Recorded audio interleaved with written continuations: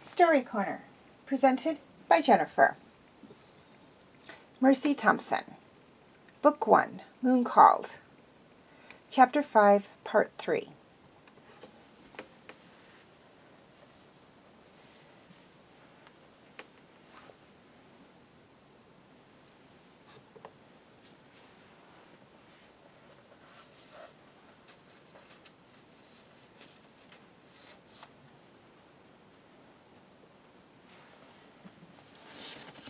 Okay, if you have not yet seen the first few videos for Moon Called, I suggest you go view those now, as this is a continuation of that story.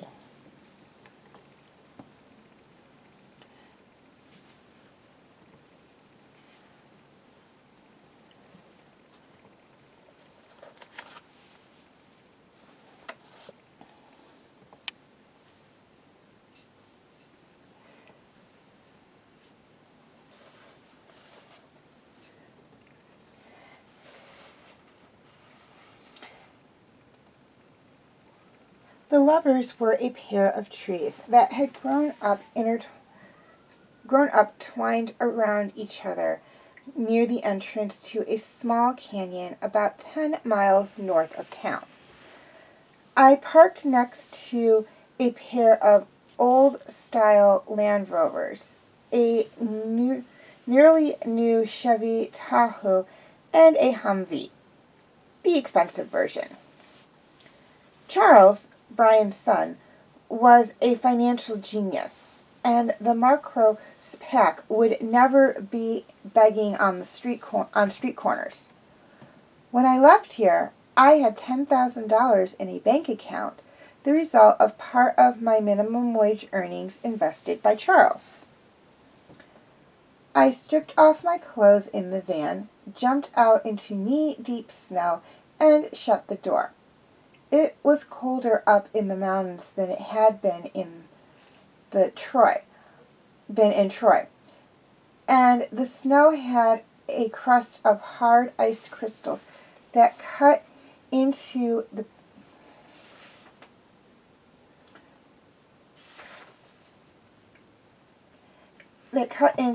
bare skin of my feet. I shifted as fast as I could. It might have been safer to go as a human, but I didn't have the right kind of clothing on for a winter hike in Montana. I am not absolutely sure there is the right kind of clothing for a winter hike in Montana. Running as a coyote, I don't mind the cold all that much. I'd grown used to the city scents and sounds. The forest scents were no less strong, just different. Fir, aspen, and pine instead of exhaust. Fried grease and humans. I heard a distant rat-a-tat of a woodpecker and faintly the howl of a wolf. too deep to be that of a timber wolf. The fresh snow, which was still falling, had done a fair job of hiding their tracks, but I could still smell them. Brian and his mate Leah both had brushed against the broth of the white pine. Charles had left tracks where the ground was half sheltered by a boulder. Once my nose drew me to the right places, I could see where the old snow had been broken by paws before the snow had begun, and the tracks weren't difficult to follow. I hesitated when the wolves' tracks began to separate. Brian had taken the new wolves, there seemed to be 3 of them, while his sons, Charles and Samuel, and Leah, Brian's mate, broke off, probably to hunt up game in the hopes of chasing it back to the rest. I needed to find Brian to tell him what had happened, to get his help for Adam. But I followed Sam's trail instead. I couldn't help it. I'd been in love with him since I was 14.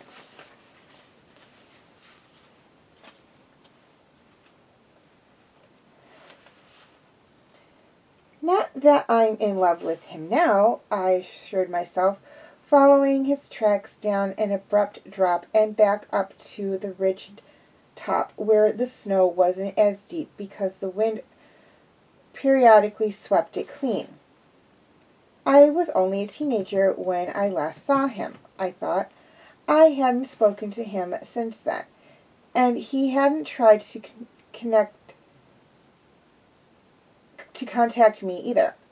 Still, it had been his number I called for help. I hadn't even thought about calling anyone else. On the trail of that thought, I realized the forest had fallen silent behind me. The winter woods were quiet. The birds, except for the scattering of nuthatches, cedar waxwings, and a few others like the woodpecker I'd heard, had gone south. But there was an ominous quiet to the silence behind me that was too heavy to be only winter stillness. I was being stalked. I didn't look around, nor did I speed up. Werewolves chase things that run from them. I wasn't really frightened. Brian was out there somewhere, and Samuel was even nearer. I could smell the earth and spice musk that belonged to him alone. The wind carried it to me. The tracks I was following had been laid several hours ago. He must have been returning the way he'd come. Otherwise, he would have been too far away for me to scent. The new wolves were all with Brian, and the one following me was alone. If there had been more out there, more than one, I would have heard something. So I didn't have to be worried about the new wolves killing me by mistake because they thought I was a coyote. I didn't think it was Charles stalking me either. It would be beneath his dignity to frighten me on purpose. Samuel liked playing practical jokes, but the wind doesn't lie, and it told me he was somewhere just ahead. I was pretty sure it was Leah. She wouldn't kill me, no matter what Carl had implied. Not with Brian sure to find out. But she would hurt me if she could, because she didn't like me. None of the women in Brian's pack liked me. The wind carrying Samuel's scent was coming mostly from the west. The trees on that side were young firs, probably regrowing after a fire that must have happened decades or so in the past. The furs were tucked together in a close-packed blanket that wouldn't slow me at all. But a werewolf was a lot bigger than I. I scratched my ear with the hind foot, using the momentum to get a good look behind me. There was nothing to see, so my stalker was far enough away for me to reach the denser trees. I put my foot down and darted for the trees. The wolf behind me howled her hunt song. Instinct takes over when a wolf is on the hunt. Had she been thinking, Leah would never have uttered a sound, because she was immediately answered by a chorus of howls. Most of the wolves sounded like they were a mile or so further into the mountains. But Samuel answered her call from more than 100 yards in front of me. I altered my course accordingly and found my way through the thicket of trees and out the other side where Samuel had been traveling. He stopped dead at my appearance. I suppose he was expecting a deer or elk, not a coyote. Not me. Samuel was big, even for a werewolf. His fur was winter white, and his eyes appeared almost the same shade, an icy white-blue, colder than the snow I ran through, and all the more startling for the black ring that edged his irises. There was plenty of room for me to dive under his belly and out the other side, leaving him between me and my pursuer. Before he had a chance to do more than give me that first startled look, Leah appeared, a gold and silver huntress, as beautiful as Samuel in her own way. Light and fire where he was ice. She saw Samuel and skidded ungracefully to a halt. I suppose she had been hot on the chase and hadn't been paying attention to Samuel's call. I could still see the instant he realized who I was. He cocked his head and his body grew still.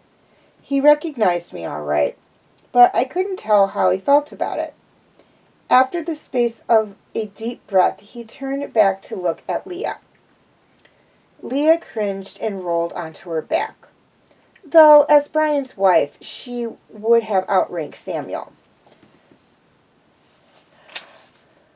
Unimpressed by the show, he curled his lips away from his fangs and growled, a deep rumbling sound that echoed in my chest.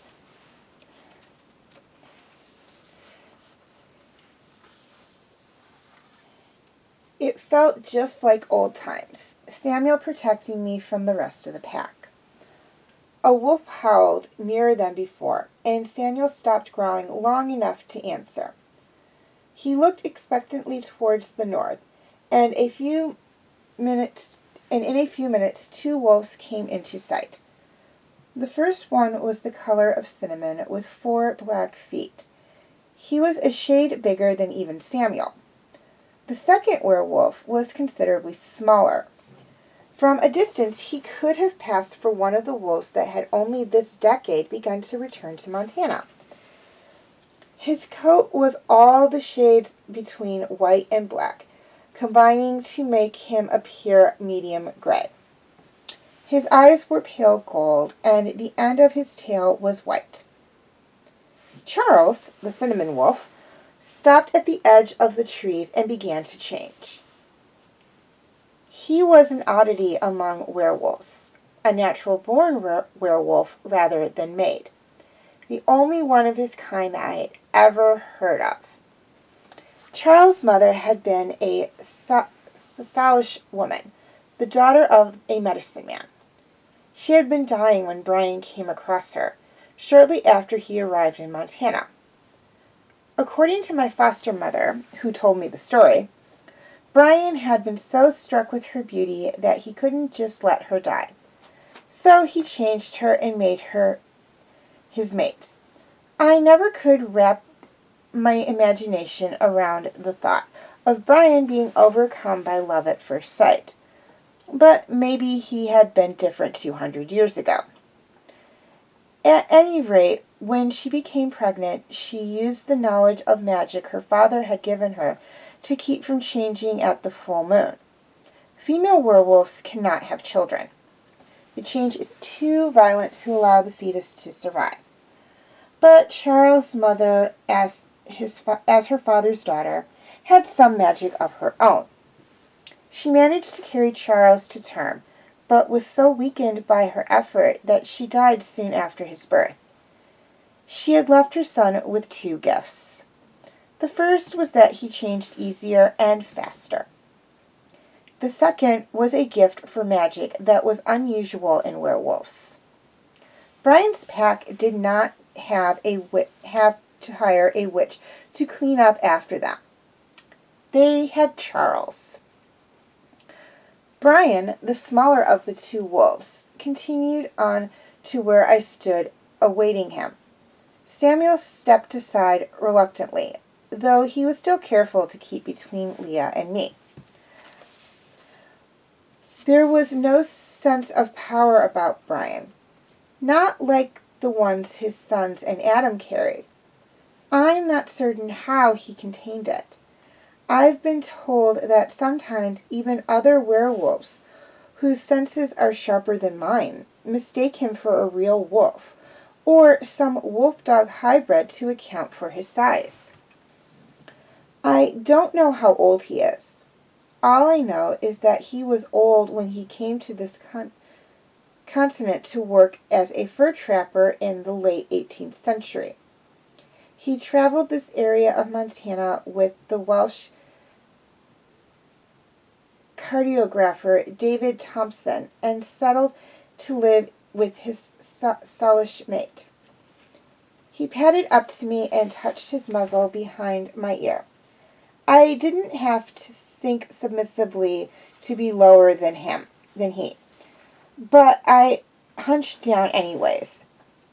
He took my nose between his fangs and released it. A welcome and a gentle chide all in one. Though I wasn't certain what he was chiding me for. Once he released me, he stalked past Samuel and stared down at his wife, still laying in the snow. She whined anxiously, and he bared his teeth, unappeased. It seemed that even though he'd once asked me to leave, I wasn't to be viewed as fair game. Brian turned his back on her to look at Charles, who had completed his transformation and stood tall and human. Charles' features were pure Salish, as if the only thing that he had gotten from his father was the ability to change. I'd been told that Native Americans were shy about their bodies. It was certainly true of Charles. He'd used his magic to clothe himself and stood garbed in fur-lined buckskin that looked as if they had come out of another century. I, like most shifters, was nearly as comfortable naked as clothed, except in the middle of November, high in the Rockies of Montana, with a chilled Canadian wind blowing from the northwest and the temperatures beginning to drop as the snow quit falling at last. And as soon as Charles started to speak, I was going to have to become human so I could talk to him. "My father bids you welcome to the territory of the Murkrow," Charles said, his voice carrying the flat tones of his mother's people. With just a hint of Welsh lit, Brian no longer spoke with unless he was really angry. "He wonders, however, why you have chosen now to come."